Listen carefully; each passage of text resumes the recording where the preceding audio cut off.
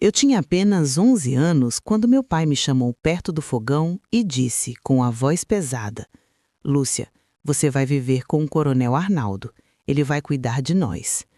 Minha mãe chorava em silêncio enquanto arrumava minhas roupas num saco de estopa. E eu apertava minha boneca de pano contra o peito, tentando entender por que a infância estava sendo arrancada de mim. Seja obediente, filha, faça o que ele mandar, sussurrou minha mãe, e eu senti que meu coração se partia em 1000 pedaços. Subi naquela carroça acreditando que minha vida havia terminado, mas não sabia que, no meio de tanta dor, o destino ainda me guardava surpresas que mudariam tudo. Hoje, aos 60 anos, eu conto essa história com a alma cheia de cicatrizes, mas também de aprendizados. Quero dividir com vocês não só minhas dores, mas também as forças que descobri dentro de mim. Por isso, já peço que se inscreva no canal, deixe o seu curtir e compartilhe este vídeo. Quando você faz isso, ajuda esta história a alcançar mais pessoas, talvez alguém que esteja precisando ouvir uma palavra de esperança para continuar em frente. E eu também quero muito saber de você que está do outro lado da tela. De qual cidade você me assiste? Escreva nos comentários, porque cada mensagem é como um abraço que me alcança e me dá forças para continuar contando histórias como esta. O que vivi me deixou marcas profundas. Me fez sentir medo, solidão e um vazio que parecia não ter fim. Mas ao longo da minha caminhada, descobri que mesmo o coração mais ferido pode florescer de novo. E é isso que eu quero que você sinta ao me acompanhar até o fim desta história. Eu lembro daquele dia como se fosse agora. O cheiro de fumaça do fogão a lenha misturado com o barulho das panelas batendo e o ranger do banco de madeira em que o meu pai se sentou para me chamar. Eu estava no quintal, tentando distrair minha irmãzinha mais nova com uma boneca de pano já desfiada, quando ouvi sua voz grave me chamar pelo nome, e naquele instante senti um frio estranho na barriga, como se minha vida fosse mudar sem que eu tivesse tempo de me preparar. Entrei na cozinha e vi meu pai com o rosto suado, os olhos pesados, como se carregasse o peso do mundo nas costas. E ao lado dele, minha mãe com as mãos trêmulas, tentando alisar o avental, mas sem conseguir esconder as lágrimas que escorriam silenciosas. Foi ali, diante do fogo que estalava no fogão, que meu pai disse as palavras que me roubaram a infância. Lúcia, você vai viver com o Coronel Arnaldo. Ele vai cuidar de você e ajudar nossa família também. Por um instante achei que não tinha ouvido direito, porque casamento era palavra distante, que eu associava a festas na igreja, vestidos brancos e músicas que ecoavam pelo vilarejo. Eu, aos 12 anos, com os joelhos ralados de correr descalça na terra e uma boneca feita de retalhos, não conseguia entender o que significava ser entregue a um homem feito, dono de terras e de respeito de todos. Minha mãe baixou a cabeça e disse com voz embargada: Filha, é o melhor para todos nós. Obedeça e seja forte. Eu quis gritar que não, que queria ficar, que queria continuar sendo criança, mas as palavras ficaram presas na garganta, sufocadas pelo olhar duro do meu pai, que não admitia contestação. Ele não era um homem cruel, mas naquele momento era prisioneiro da pobreza, de 8 bocas famintas e da roça que mal dava o que comer. Enquanto eles falavam, eu olhava para a boneca de pano que segurava escondida atrás do corpo, como se aquele pedaço de tecido pudesse me salvar do destino que se desenhava diante de mim. Minha mãe começou a arrumar minhas roupas num saco de estopa, dobrando cada peça com carinho, como se o gesto pudesse suavizar a despedida. Vi quando ela colocou junto um lenço florido, o mais bonito que tinha, e sussurrou, quase sem voz: Leve isso para lembrar de mim. As lágrimas que ela tentava esconder caíam uma a uma sobre o tecido, e eu só conseguia pensar que aquilo não podia estar acontecendo. Meu pai, com a voz firme e sem olhar nos meus olhos, apenas repetia: Obedeça, Lúcia. É pro bem de todos. Eu sabia que não havia escolha. Naquele tempo, menina pobre não tinha direito a querer, apenas a acatar o que os adultos decidiam. Pouco tempo depois, escutei o tropel de um cavalo forte se aproximando pela estrada de terra batida. O som das ferraduras ecoava como trovão no meu peito, cada batida me lembrando que não havia volta. Era o Coronel Arnaldo, alto e imponente, montado num cavalo preto que parecia dominar o caminho com cada passo. Ele desceu com calma, tirou o chapéu de palha e cumprimentou meu pai com um aperto de mão firme. Não olhou para mim de imediato, e isso me deu um segundo de alívio.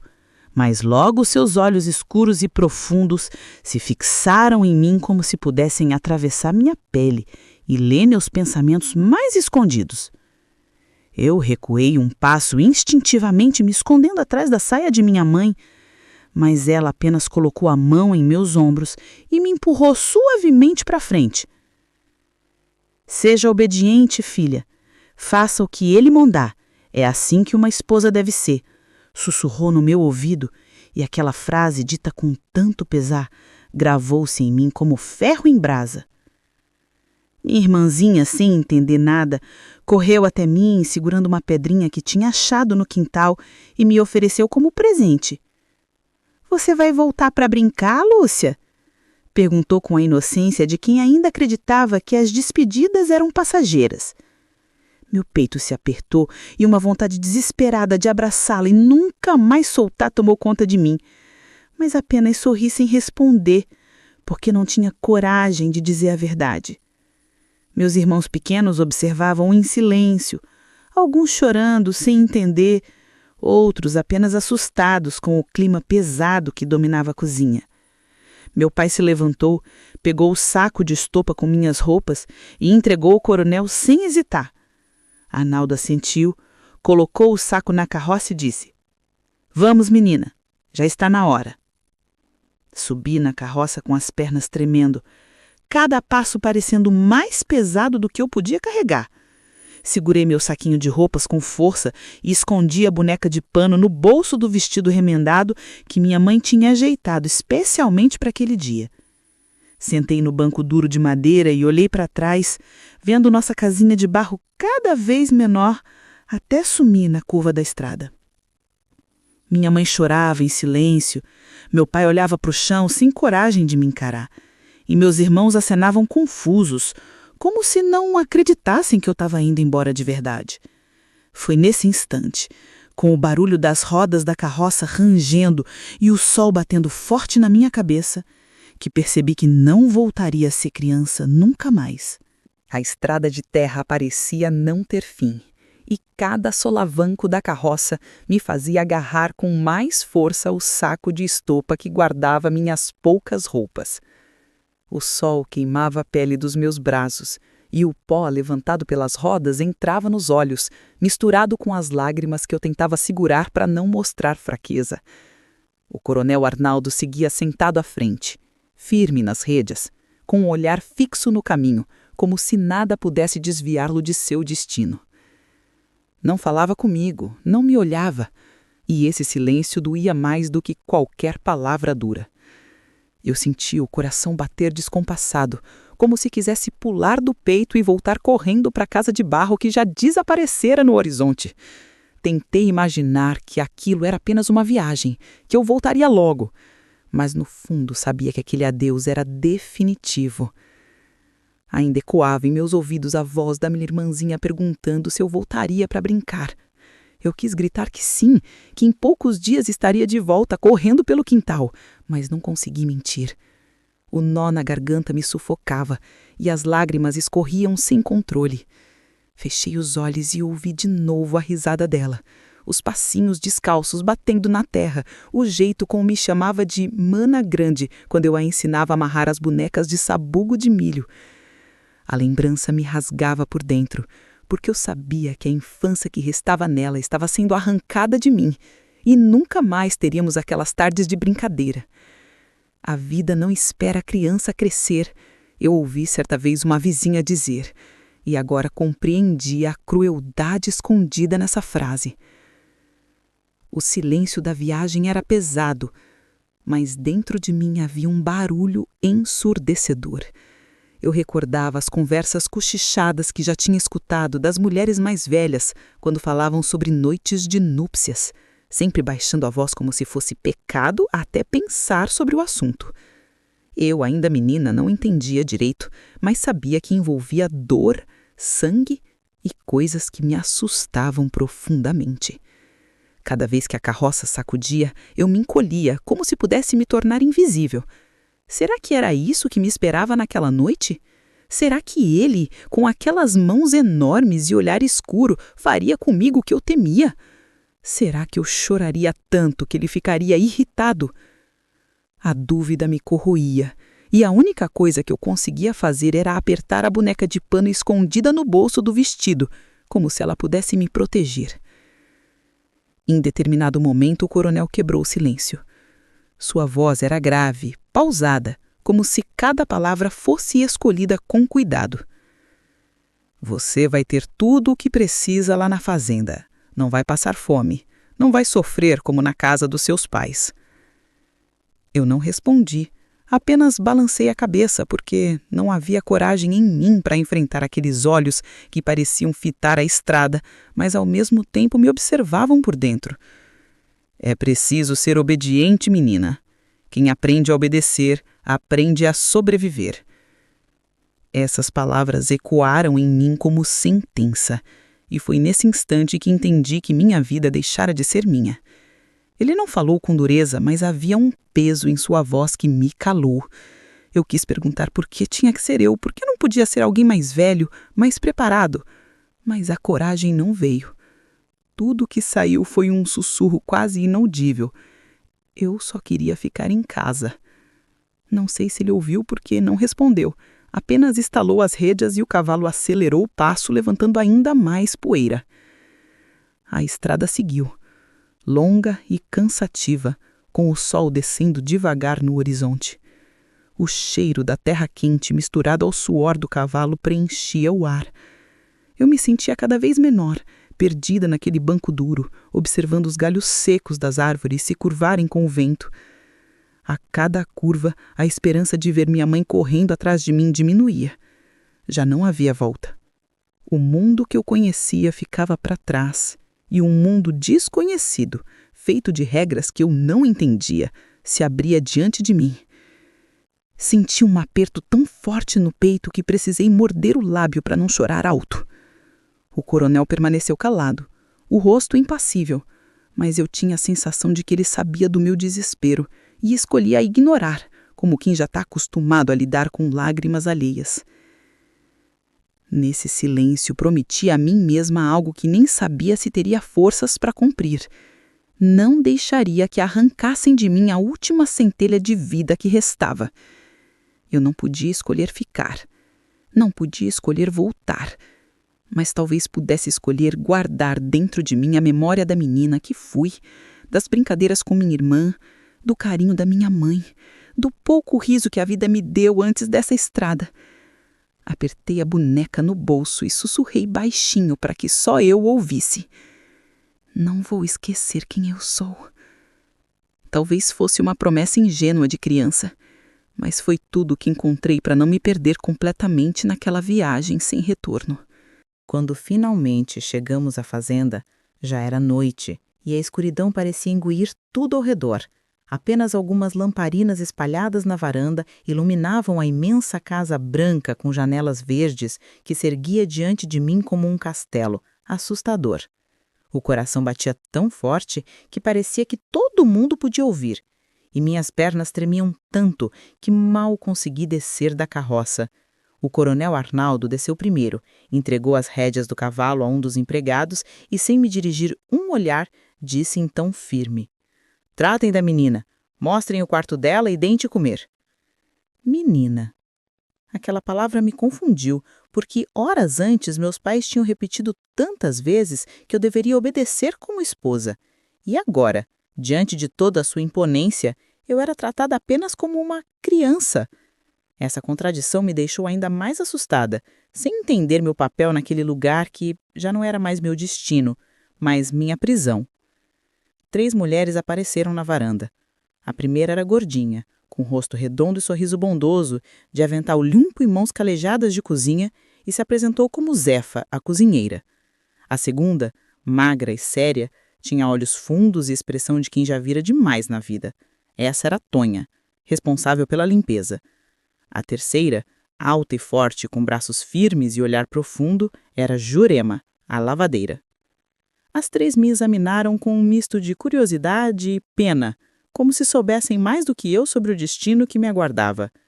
Eu baixei os olhos, com vergonha, segurando com força a boneca escondida no bolso do vestido, como se aquele pedaço de pano pudesse me defender dos julgamentos silenciosos. Zefa se aproximou e disse suavemente: "Venha, minha filha, vou te mostrar seu quarto."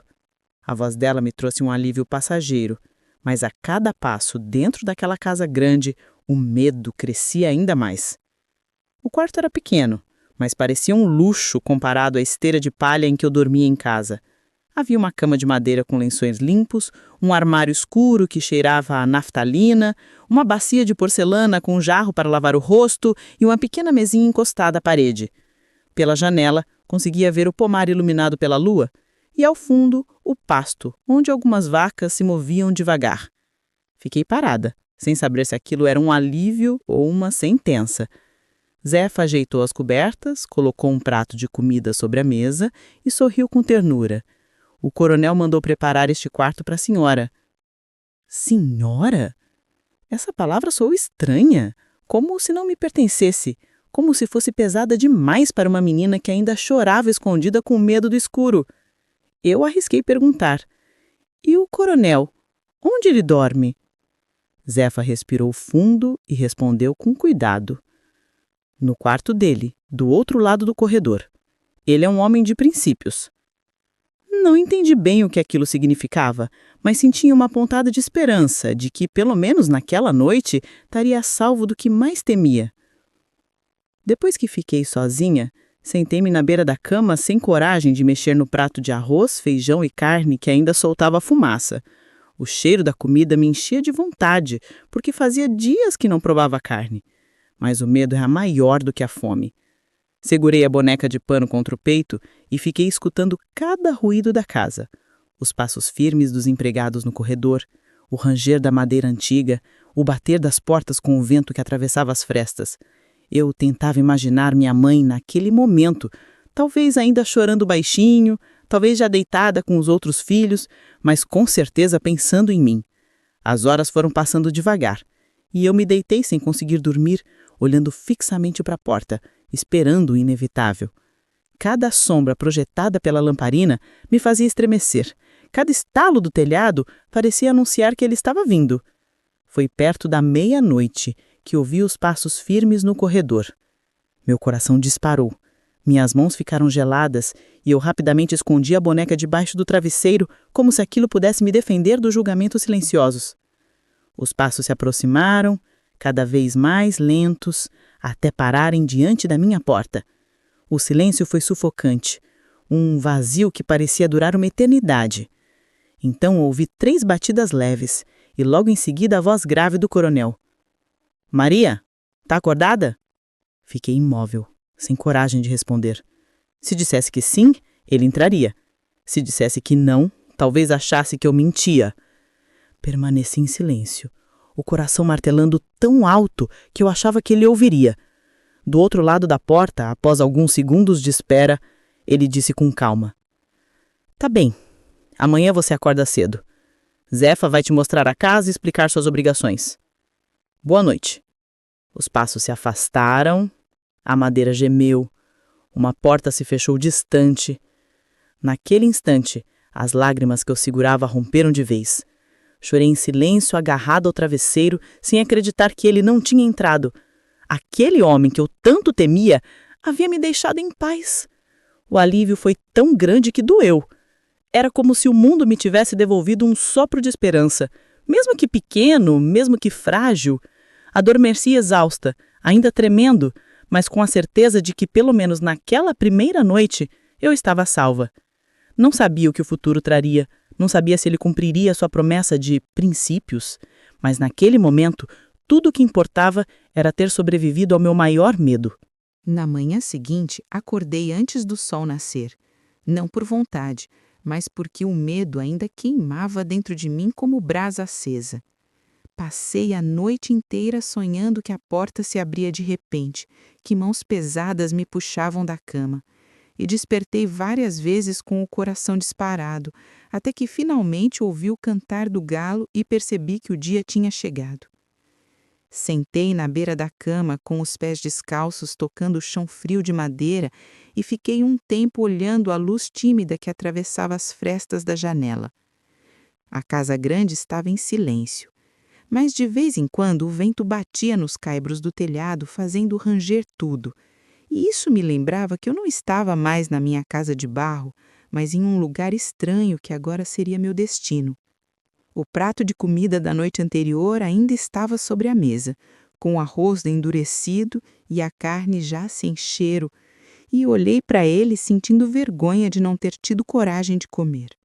Foi nesse momento que ouvi passos firmes no corredor, diferentes dos das criadas, e meu coração disparou de novo. A porta se abriu devagar e, para minha surpresa, era o coronel Arnaldo, com o rosto sério e a postura ereta, como se cada movimento dele fosse calculado para impor respeito. Ele entrou sem pedir licença, mas não com a violência que eu temia. Olhou para mim por um instante e depois para o prato esquecido. "Não comeu?" perguntou com voz grave, sem deixar transparecer noção.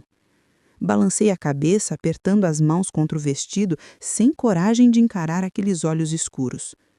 "Por quê?" insistiu, e eu respondi num fio de voz. "Não consegui, senhor." Ele caminhou até a janela, abriu as folhas de madeira e deixou que a claridade inundasse o quarto. O sol nascente pintou de dourado as paredes, e por um momento vi seu rosto iluminado, marcado pelas rugas da idade e pelos anos de mando. "Precisa comer, menina. Aqui o trabalho é duro, e quem não se alimenta não aguenta." Essas palavras, ditas com firmeza, não soaram como ameaça, mas como regra. E senti que ele me observava não como esposa, mas como alguém que precisava ser moldada para viver naquela casa. Foi então que ele se virou de repente e perguntou: "Você sabe ler?" A pergunta me pegou de surpresa porque nunca imaginei que o interesse dele seria esse. Olhei para o chão e respondi tímida: "Não, senhor, nunca aprendi." Ele franziu a testa como se aquilo fosse um problema grave e disse: "E escrever? Contar?" Neguei com a cabeça, envergonhada, e ele soltou um suspiro pesado. "Não pode ser assim. A esposa do coronel Arnaldo não pode ser uma analfabeta." Quando ouvi a palavra esposa, meu corpo inteiro estremeceu, porque não me sentia nada disso. Eu era apenas uma menina assustada, longe de casa, sem entender direito o que significava ser chamada daquele modo. Ainda assim, as palavras dele carregavam um tom de responsabilidade que me confundia.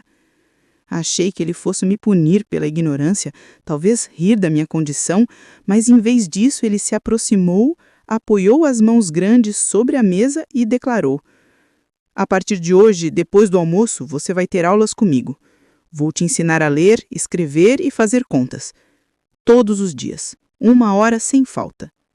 Fiquei sem saber o que responder. A ideia de aprender mexeu comigo de um jeito estranho, porque eu sempre olhei com admiração para quem sabia juntar letras em palavras, para quem conseguia decifrar os mistérios dos papéis e dos números que passavam pela mão dos homens mais ricos da região. Mas, ao mesmo tempo, me assustava que fosse ele, o homem que eu tanto temia, quem decidiria o ritmo desse aprendizado. "Sim, senhor", murmurei, e ele de imediato corrigiu: "Não me chame de senhor dentro de casa. Você é minha esposa, não minha empregada. Pode me chamar de Arnaldo." Engoli seco porque a palavra esposa voltou a me pesar como pedra, mas percebi que havia algo diferente no tom de voz dele. Não de desejo, mas de responsabilidade. Era como se me dissesse que, a partir dali, eu precisava ocupar um lugar de respeito dentro daquelas paredes.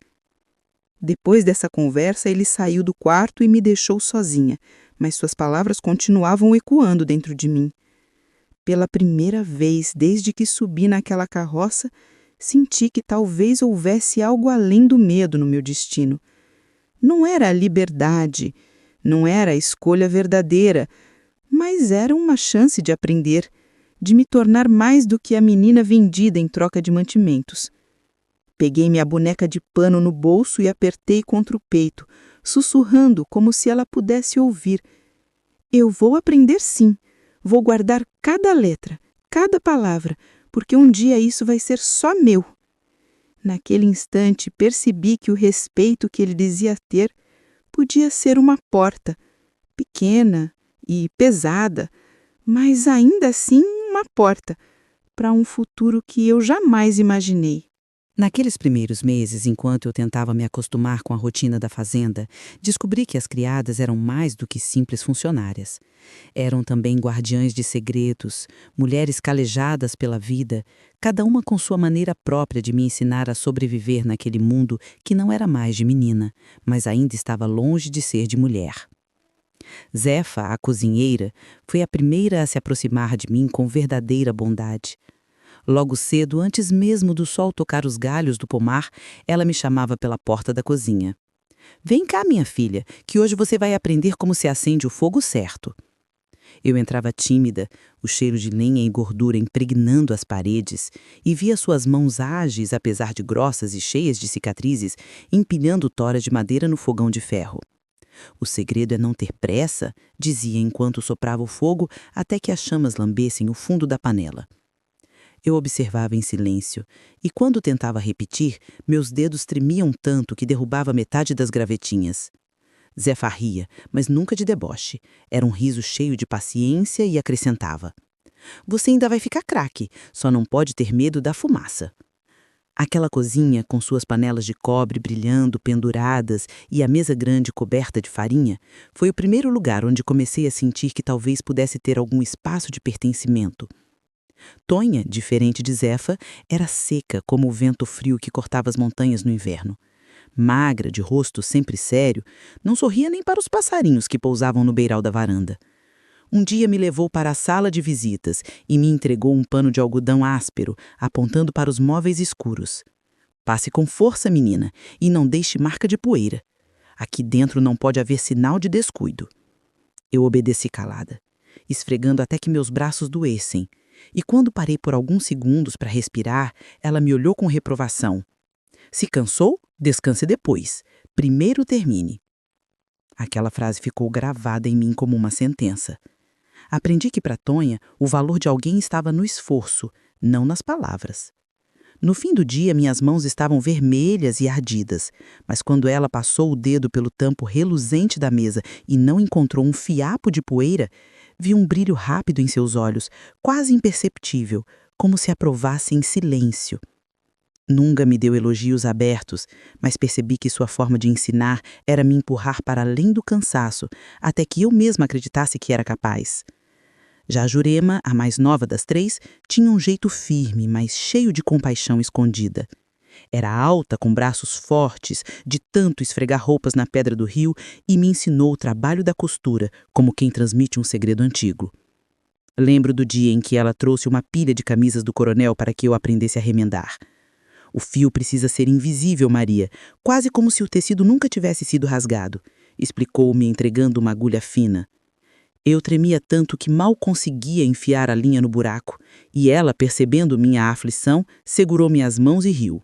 "Devagar, menina, a pressa só faz buraco maior." A cada ponto que eu fazia, torto e mal feito, Jurema desfazia com paciência e me fazia repetir. "Não é para agradar ele, é para você se orgulhar do que faz", dizia com firmeza.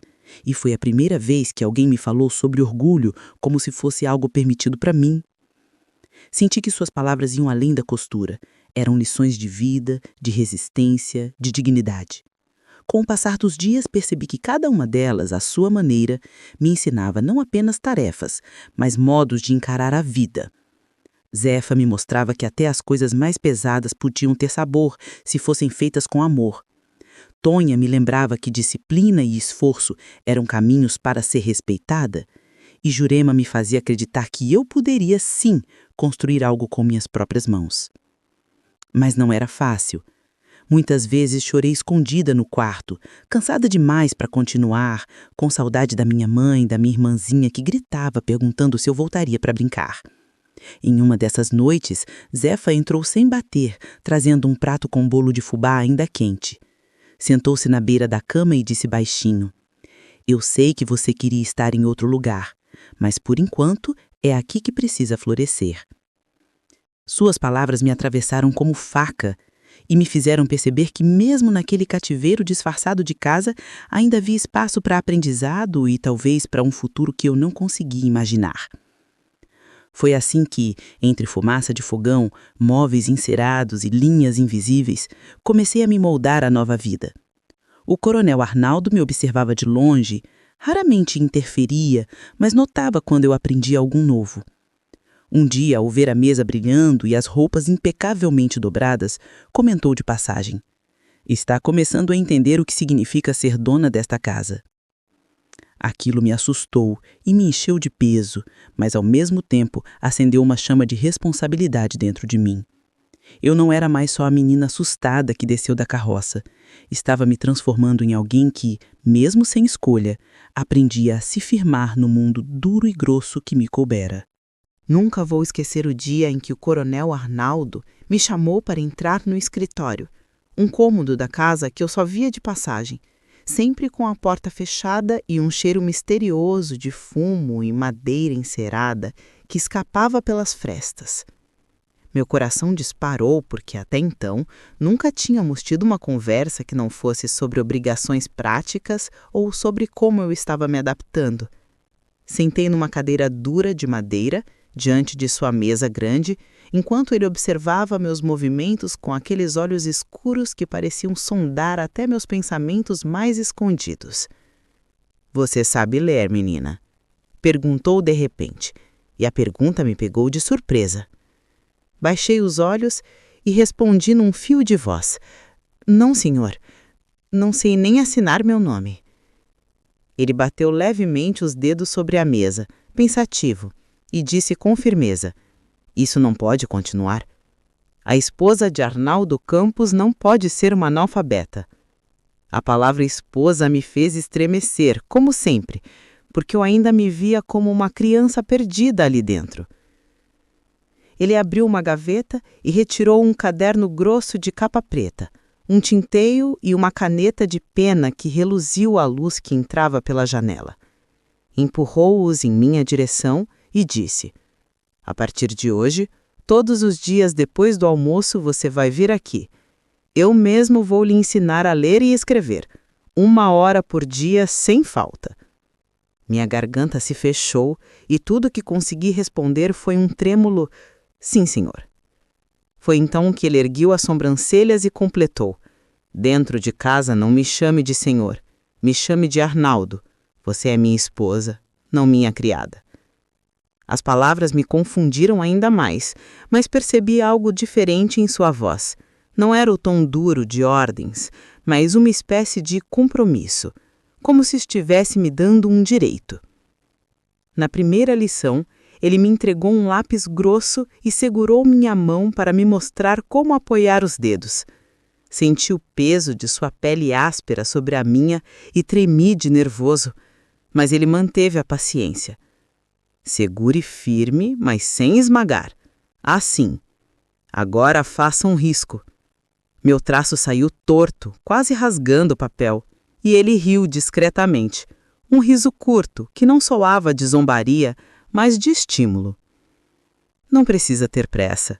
Roma não se fez em um dia," disse, e aquela frase se repetiria muitas vezes durante nossas aulas. Passei horas tentando formar a letra A, depois o B, e cada tentativa parecia uma montanha impossível de escalar.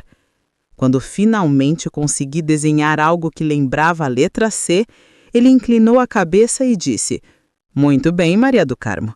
Está começando a dar forma ao mundo." Aquela aprovação inesperada me fez sentir um calor que há muito tempo eu não conhecia. como se alguém estivesse abrindo uma janela dentro de mim. Os dias seguintes foram marcados por essa nova rotina. Eu acordava cedo, ajudava Zefa, Tonha e Jurema em suas tarefas, mas esperava com uma mistura de medo e ansiedade o momento depois do almoço, quando teria que enfrentar mais uma hora diante do caderno. O suor escorria pela minha testa quando as letras se embaralhavam e eu murmurava: "Não consigo, Arnaldo, é coisa demais para a minha cabeça." Ele então se inclinava para a frente, apoiando os cotovelos na mesa e respondia com firmeza: "Consegue sim, menina. Você é a mais esperta do que pensa. O que falta é acreditar." Nessas horas eu ficava em silêncio, sentindo que de alguma forma ele via algo em mim que nem eu mesma enxergava. Aos poucos, as letras começaram a se unir em palavras: casa, pão, lua, vida. Cada palavra lida em voz alta me fazia vibrar por dentro, como se tivesse descoberto um tesouro escondido. Lembro de um dia em que consegui ler sozinha uma frase inteira de um livro infantil que ele havia comprado especialmente para mim. A menina tem uma boneca. Li devagar, gaguejando em algumas sílabas, mas quando terminei, olhei para ele esperando correções. Em vez disso, vi um pequeno sorriso se formar no canto do seu lábio. "Muito bem, Maria do Carmo", disse, pronunciando meu nome por inteiro como raramente fazia. "Você aprendeu rápido." Aquele elogio simples e breve me encheu de orgulho e pela primeira vez senti que talvez pudesse ter valor não apenas por ser a menina entregue à força, mas por aquilo que estava aprendendo a conquistar com meu próprio esforço. Com o tempo, percebi que aquelas horas no escritório não eram apenas sobre letras e números, mas também sobre descobrir lados diferentes do coronel que ninguém mais parecia conhecer. Ele me ensinava pacientemente, às vezes até usando feijões ou pedrinhas para explicar contas de somar e subtrair, e nesses momentos não havia traço do homem duro que os outros temiam, mas sim de um professor comprometido com a vitória da aluna. Certa vez, quando errei pela 10ª vez uma multiplicação simples, larguei o lápis de raiva e disse: "Não vou aprender nunca, sou burra demais." Ele então bateu levemente com a mão sobre a mesa e retrucou: "Não diga isso nunca mais. A única pessoa que pode convencê-la de ser burra é você mesma, e não vou permitir que se trate assim." Fiquei em silêncio, engolindo lágrimas, mas no fundo senti uma força diferente, como se, naquele instante, ele tivesse me emprestado parte da sua convicção. Essas aulas foram a primeira grande virada da minha vida na fazenda. Aprendi a decifrar letras que antes pareciam apenas riscos sem sentido, e aos poucos fui compreendendo que o conhecimento podia me libertar de formas que eu nem sabia.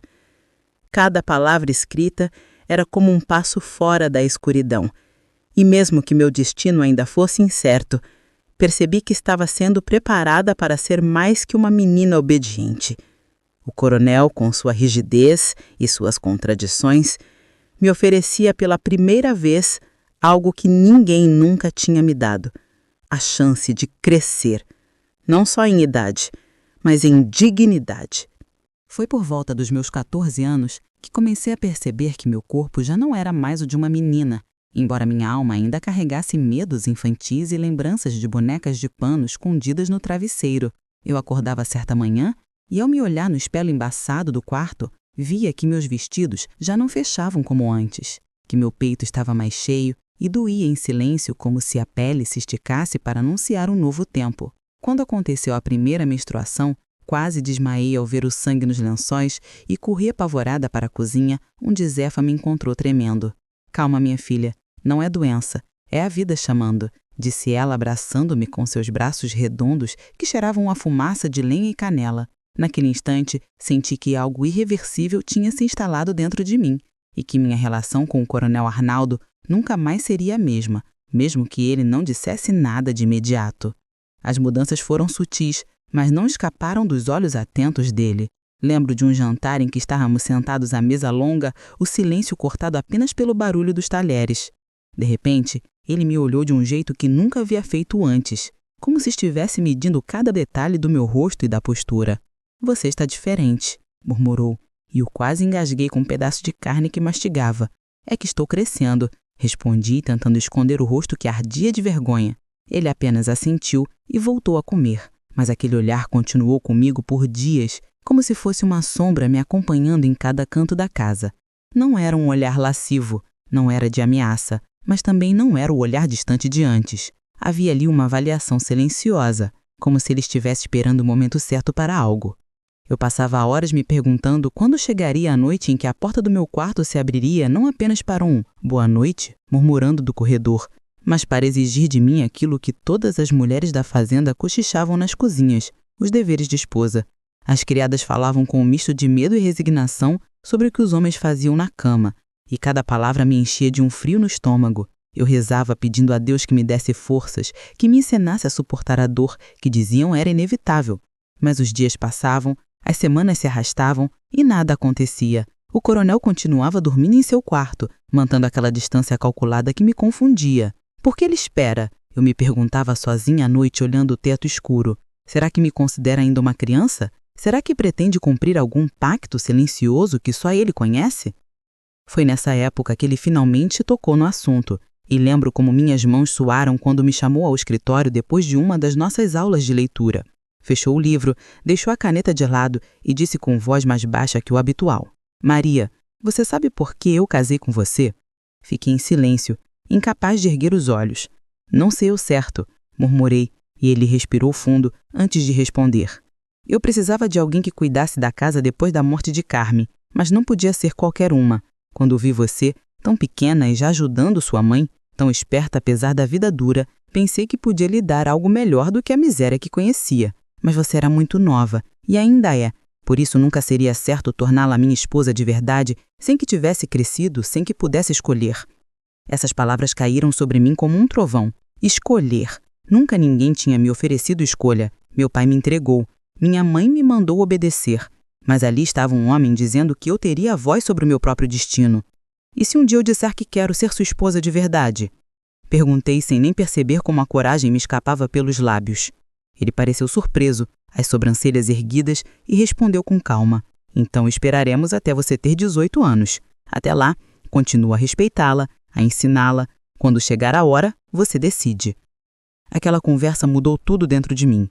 Passei a olhar para ele com menos medo, ainda confusa, mas já sem aquele peso do que o inevitável podia acontecer a qualquer momento. Pela primeira vez desde que subi na carroça que ele trouxe para a fazenda, senti que meu futuro não estava completamente fora das minhas mãos. Ainda assim, as mudanças no meu corpo não deixavam de gerar tensão entre nós. Eu percebia os olhos dele repousando sobre mim com mais frequência, mas nunca ultrapassava a barreira do respeito. Eu mesma ficava dividida entre o alívio de não ser forçada a nada e a ansiedade de não saber o que aconteceria quando a tal idade chegasse. Às vezes, ao ler um romance de amor que ele me emprestava, eu me perguntava se um dia sentiria aquilo por ele ou se meu coração escolheria outro caminho. Enquanto isso, as criadas cochichavam e a cidade murmurava as suas fofocas, sem imaginar a estranha relação que existia dentro daquela casa. Um casamento sem cama, uma esposa que ainda era moça, um homem poderoso que parecia adiar o próprio desejo em nome de algo que eu ainda não entendia bem. Foi nesse contraste entre infância e juventude, entre medo e esperança, que fui me transformando em mulher, e cada olhar de Arnaldo, cada palavra dita com firmeza e cada silêncio pesado me lembravam de que vivia numa encruzilhada, entre ser a menina obediente que aceitará qualquer destino ou a jovem que pela primeira vez podia escolher o caminho que ia seguir. Essa possibilidade me enchia de força, mesmo que a vida na fazenda continuasse dura e repleta de responsabilidades. Eu já não era mais a criança de tranças e pés descalços, estava me transformando em outra pessoa e sabia que em breve teria de decidir que mulher eu queria ser. Eu estava na varanda numa tarde quente de domingo, lendo um dos livros que Arnaldo tinha me emprestado, quando ouvi o som de um motor se aproximando pela estrada de terra. Não era comum ver carros naquela região, e logo percebi que se tratava de alguém importante. O automóvel preto levantava poeira e o brilho metálico sob o sol contrastava com a simplicidade da fazenda. Meu coração se acelerou, pois eu já sabia quem era. Arnaldo havia me avisado alguns dias antes que seu filho viria do Rio de Janeiro para conhecer a fazenda e, de certa forma, também me conhecer. Eu me ajeitei na cadeira, fechei o livro sobre o colo e senti um frio subir pela espinha. Do carro descia um rapaz alto, magro, vestido num terno claro impecável, os cabelos penteados para trás com brilhantina e os óculos de armação fina que lhe davam um ar ainda mais distante. Ele parecia saído de uma fotografia de revista e a primeira coisa que notei foi como carregava o corpo com uma altivez que beirava a arrogância. Arnaldo saiu do escritório apressado, com um misto de emoção e nervosismo que eu nunca tinha visto nele. Aproximou-se do rapaz e estendeu a mão dizendo: "Augusto, meu filho, que bom que veio." Mas o rapaz não correspondeu ao gesto. Fez apenas um leve aceno com a cabeça e respondeu seco: "Coronel." A palavra atravessou o ar como um golpe e percebi a sombra de mágoa que se desenhou no rosto de Arnaldo. O silêncio pesou e foi Zefa quem correu da cozinha, limpando as mãos no avental e exclamando com alegria: "Menino Augusto, olha só como cresceu! Ainda lembra da Zefa que fazia o doce de leite?" O semblante do rapaz suavizou por um instante e ele disse: "Claro que lembro, ninguém faz doce de leite como a senhora." Mas logo depois seus olhos se voltaram para mim e senti o peso de seu julgamento. Arnaldo então me apresentou: "Esta é Maria do Carmo, minha esposa." Augusto me examinou de cima a baixo, reparando no vestido simples e nos pés empoeirados pelas sandálias, e disse com ironia: "Esposa? Prazer em conhecê-la, senhora." A palavra senhora soou nos lábios dele como um insulto disfarçado, e mesmo assim forcei um sorriso e respondi: "O prazer é meu. Seja bem-vinda à Fazenda Bom Retiro." O almoço foi servido na sala de jantar e se transformou numa tortura silenciosa. Arnaldo tentou puxar a conversa perguntando sobre os estudos e Augusto respondeu de forma curta: "Devo me formar em Direito no próximo ano." Quando o coronel perguntou sobre seus planos, ele respondeu sem rodeios: "Quero abrir um escritório no Rio ou em São Paulo. O importante é estar longe daqui." Arnaldo disfarçou a dor engolindo um pedaço de carne, mas eu vi sua mão tremer levemente ao segurar o copo. O clima era tão pesado que até o som dos talheres parecia alto demais. Depois do almoço, o pai e filho se retiraram para o escritório. E eu fiquei na sala fingindo ler, mas na verdade tentando ouvir o que diziam. As vozes começaram baixas, depois se exaltaram. Ouvi Augusto gritar: "É um absurdo! O senhor está morrendo e só agora se lembra que tem um filho. E ainda quer me prender neste fim de mundo?" A resposta de Arnaldo veio contida, mas firme: "Isso é sua herança. Tudo isso será seu um dia. Precisa aprender a cuidar." Então Augusto retrucou com desdém: "E se eu vender tudo? Com o dinheiro posso viver bem longe daqui." Houve uma pausa e então a voz de Arnaldo saiu mais baixa, carregada de dor: "E Maria do Carmo? O que será dela quando eu me for?" Foi nesse instante que ouvi uma risada seca de Augusto ecoar pelo corredor. "Ah, sim, sua esposa criança. Quantos anos ela tinha quando a senhora comprou? 11? 12? Meu coração disparou, minhas mãos suaram e fiquei paralisada atrás da porta. Arnaldo respondeu com voz embargada: "Tinha 11, mas não é o que você pensa. Nunca toquei nela." Augusto soltou um claro, cheio de sarcasmo, acrescentando: "Muito conveniente, pai. O nobre coronel o salvando a pobre menina da fome." Eu tremia, engolindo as lágrimas, sem saber se sentia raiva ou vergonha. Naquele momento percebi que, para o filho dele, eu não passava de um símbolo de escândalo, de um erro imperdoável. Nos dias que se seguiram, Augusto passeou pela fazenda, mas sempre com uma expressão de desprezo, como se tudo fosse pequeno demais para ele. Arnaldo insistia para que o acompanhasse, que mostrasse o que havia aprendido sobre as plantações de café, sobre o gado, sobre o funcionamento da casa. "Você precisa provar o seu valor", dizia o coronel. "Ele precisa ver que sem você não vai conseguir manter este lugar." Eu tentava falar com segurança, mostrando que sabia, mas Augusto me ignorava ou lançava sorrisos de canto de boca, como quem assiste a uma farsa. Uma tarde na biblioteca, ele se aproximou e disse: "Impressionante. A menina analfabeta virou leitora." Segurei a raiva e respondi: "Seu pai é um bom professor." Ele riu e disse: "Seu pai? Você o chama assim quando estão sozinhos?" Senti o rosto arder, mas mantive a compostura. Chamou de Arnaldo, como ele pediu. Então ele se aproximou demais, me olhando com aqueles olhos azuis que nada tinham da dureza do pai, mas sim de uma curiosidade arrogante. O que você quer, Maria do Carmo? Dinheiro? As terras? Ou apenas o marido jovem depois que o velho morrer? Não sei de onde tirei coragem, mas ergui a mão e o atingi com um tapa no rosto tão forte que deixou a marca dos meus dedos. Não fale assim do seu pai! Gritei com uma voz tremenda. Ele pode ter cometido erros, mas me deu dignidade, me respeitou, me ensinou quando o mundo só queria me manter na escuridão. E está morrendo, sabia? Morrendo enquanto você só pensa no que vai herdar. Ele ficou imóvel, atônito. Talvez pela primeira vez alguém tinha ousado enfrentá-lo. Virei as costas e saí correndo, o coração batendo como um tambor. Naquela noite ele não apareceu para o jantar, e Arnaldo comeu em silêncio, preocupado. Eu fui para o quarto e chorei sozinha, sentindo uma mistura de medo, ódio e compaixão. Percebi que a chegada de Augusto não apenas abalara a rotina da fazenda, mas também colocava à prova tudo o que havia aprendido até então, sobre coragem, respeito e o peso das escolhas que me aguardavam. Na manhã seguinte ao tapa que dei em Augusto, acordei com os olhos inchados de tanto chorar e com uma sensação de peso no peito que parecia não ter fim. Eu temia o que poderia acontecer. Se ele contaria a Arnaldo, se viria me afrontar, se iria embora de uma vez. Quando desci para o café, encontrei o coronel já sentado à mesa. Mas notei que o lugar de Augusto estava vazio. Arnaldo, com a voz baixa e rouca, perguntou: "Ele não dormiu em casa ontem? Sabe de alguma coisa?" Balancei a cabeça em silêncio, sem coragem de contar o que havia acontecido. Vi nos olhos dele uma preocupação diferente, mais de pai do que de patrão, e percebi que o orgulho endurecido escondia uma ferida que só Augusto podia fechar. O dia se arrastou pesado, até que à noite ouvimos o som de cascos de cavalo e o rapaz entrou no pátio com o rosto marcado pelo vento e os olhos vermelhos como se tivesse chorado. Não disse nada, apenas cumprimentou Arnaldo com um aceno curto e desapareceu no quarto de hóspedes. Naquela mesma noite, enquanto a casa mergulhava no silêncio, ele bateu à porta do meu quarto.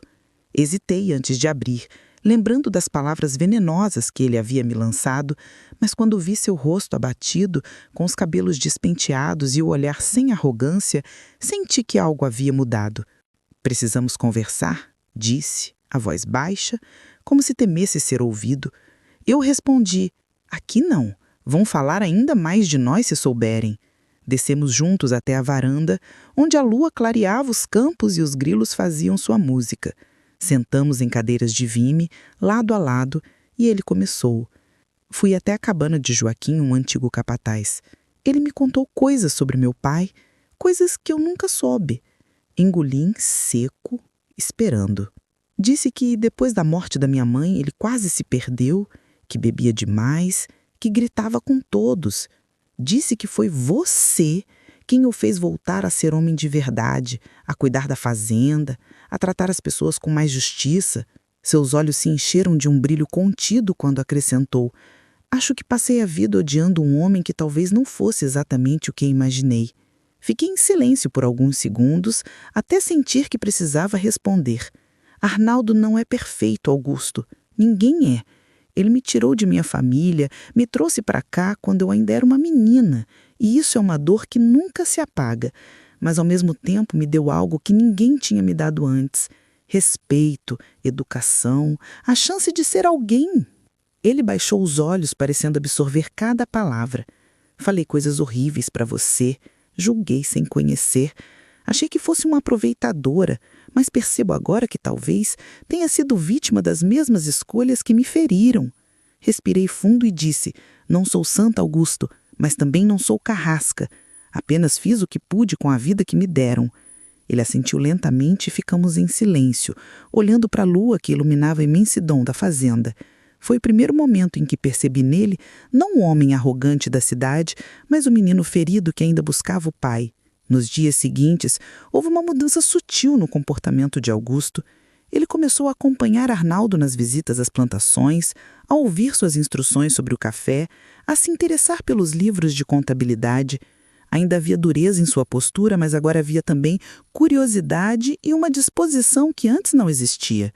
Lembro-me de uma manhã em que vi os dois caminhando lado a lado pelo pasto, e Arnaldo, com esforço, explicava: o segredo do gado não está só na raça, mas no cuidado diário. Quem sabe lidar com a terra, sabe lidar com gente. Augusto, pela primeira vez, não retrucou. Apenas ouviu e concordou com o movimento de cabeça. Quando voltaram, ele se aproximou de mim e disse: meu pai é mais sábio do que eu pensava. Talvez eu tenha fechado os ouvidos cedo demais. Senti um alívio tão grande que quase chorei, porque finalmente vi uma ponte sendo construída entre eles. Arnaldo parecia se transformar também. Apesar da doença que o enfraquecia dia após dia, eu vi um brilho novo em seus olhos quando falava com Augusto, como se cada ensinamento fosse uma forma de recuperar o tempo perdido. Às vezes os encontrava rindo discretamente juntos, lembrando de histórias antigas da família. Uma tarde, ao voltar da cozinha, ouvi Arnaldo dizer: você pode não ter crescido aqui, mas este sangue também corre em você. A fazenda precisa das suas mãos. E Augusto, sem ironia, respondeu: talvez eu precise dela tanto quanto ela precisa de mim. Essas palavras soaram como música aos meus ouvidos e tive certeza de que algo dentro dele estava mudando. Para mim, esse processo foi cheio de tensão e também de esperança. Me vi no meio de dois homens que representavam mundos diferentes, mas que eram ligados pelo mesmo sangue e pela mesma dor. Muitas vezes Arnaldo me chamava de lado e dizia: Maria, ajude-o a entender. Você conhece esta terra melhor do que ninguém? E Augusto, em momentos de incerteza, me perguntava: você realmente acredita que vale a pena manter tudo isso? Não seria mais fácil vender e recomeçar em outro lugar? Eu respondia com firmeza: o valor não está apenas nas terras, mas nas pessoas que dependem delas, na história que foi construída aqui. Não é só propriedade, é legado. Ele ficava em silêncio, pensativo, e eu via nos olhos dele que minhas palavras o tocavam. Assim, aos poucos, a fazenda deixou de ser palco apenas de rancor e começou a se tornar um espaço de reconciliação. Eu observava essa transformação com um misto de alegria e medo, porque sabia que o tempo de Arnaldo estava acabando e que logo caberia a nós dois, eu e Augusto, carregar esse peso sozinhos. Mas naquele momento, vendo pai e filho finalmente encontrando um caminho para se olhar sem ressentimento, senti que talvez a vida, mesmo em sua dureza, ainda pudesse nos dar uma chance de recomeço. Lembro-me da manhã em que percebi que Arnaldo não viveria muito mais. O sol ainda mal tinha despontado por detrás das montanhas e a casa permanecia mergulhada num silêncio denso, quebrado apenas pela tosse fraca que vinha do quarto dele. Entrei devagar, carregando uma xícara de chá de ervas que Zefa havia deparado, e encontrei-o sentado na beira da cama, o rosto pálido e os olhos fundos, mas ainda sustentando aquela postura ereta que sempre lhe fora natural. Coloquei a xícara em suas mãos e ele me olhou com um cansaço que me cortou por dentro. Maria do Carmo, disse num fio de voz, o corpo já não me obedece mais, mas a cabeça ainda precisa deixar as coisas em ordem. Sentei ao seu lado, segurando sua mão fria, e não consegui evitar as lágrimas que caíram sobre a coberta. Ele tentou sorrir, mas a tosse o interrompeu e então murmurou: não chore por mim, menina. Chore apenas se eu deixar este mundo sem cumprir minha palavra contigo. Poucos dias depois, o tabelião da cidade veio até a fazenda. A notícia correu entre os empregados, todos murmurando nos corredores, tentando adivinhar o que seria decidido. Eu fiquei na varanda, nervosa, ouvindo o som das canetas riscando papéis no escritório. Augusto estava lá dentro e eu imaginava a tensão que tomava conta daquele ambiente. Mais tarde, Arnaldo me chamou. Quando entrei, vi o testamento sobre a mesa, as assinaturas ainda frescas e o olhar sério dele pousado em mim. Deixei a fazenda para Augusto, como é justo, porque é meu filho, mas deixei também teu direito de viver aqui enquanto tiver vida. E mais, o dever de administrar tudo ao lado dele. Vocês dois juntos hão de segurar as rédeas. Fiquei em silêncio, sentindo o peso da responsabilidade cair sobre mim como uma enxurrada. Arnaldo, porém, não desviou os olhos. Confio em você, Maria, mais do que confiei em mim mesmo. Naquela noite, ao jantar, Arnaldo mal conseguiu engolir 2 colheradas de sopa. O rosto suava, a respiração se tornava cada vez mais curta. Augusto, que até então mantinha distância, levantou-se e segurou o braço do pai. Deixe, eu o ajudo a ir para o quarto. Foi a primeira vez que vi Augusto cuidar dele com ternura, sem ironias, sem máscaras. Acompanhei-os até a porta do quarto e fiquei observando enquanto o filho ajeitava as cobertas, trazendo água fresca, colocando um pano úmido sobre a testa do pai.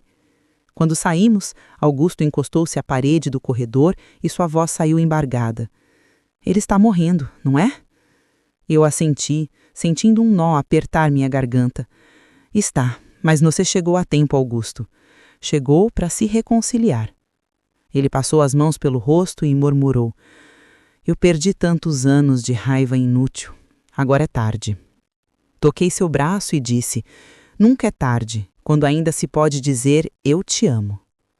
Naquela madrugada seguinte, fui acordada pelo silêncio absoluto. Estranho como o silêncio pode gritar mais alto que qualquer ruído.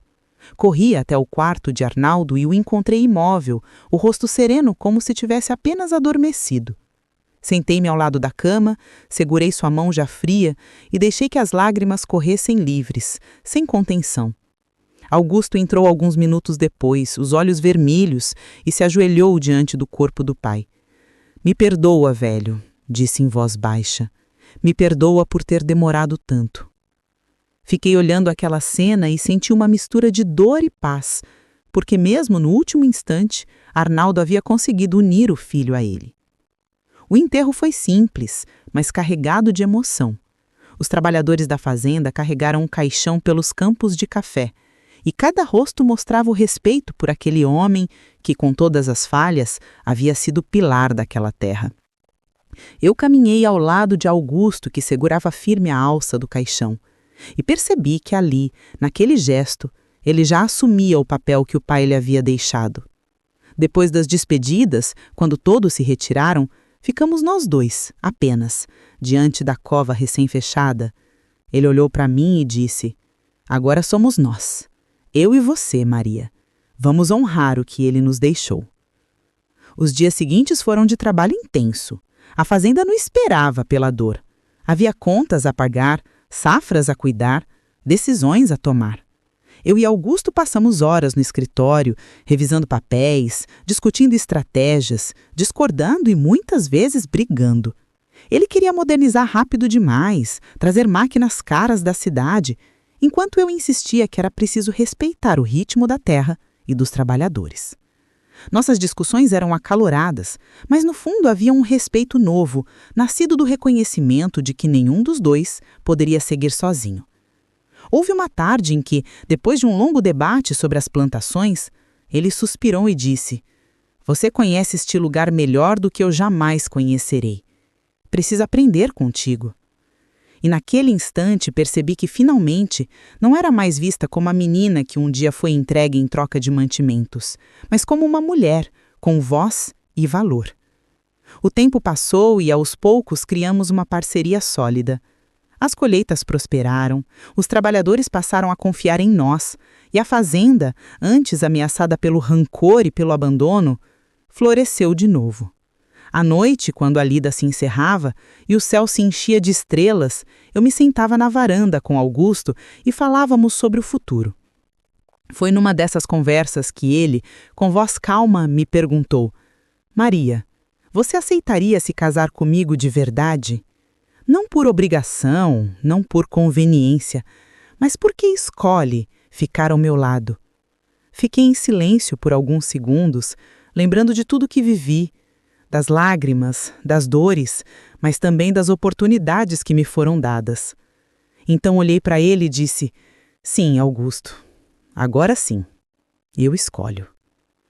Hoje, olhando para trás, aos 60 anos, vejo que a minha vida foi feita de perdas e renascimentos.